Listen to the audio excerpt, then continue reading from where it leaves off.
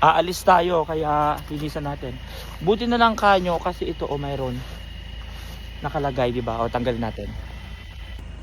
O ayan buti na lang kanyo, ito na yung silbi nito eh. O di ba? Yeah. O di ba covered siya.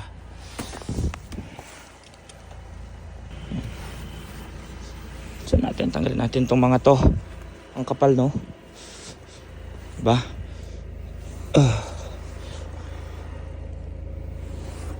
Dalawang araw lang ata to. Minsan mas makapal pa.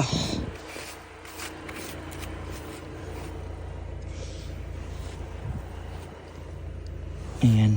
O diba walang yellow yon kasi nilagay ko to. Very useful talaga siya. Sara natin.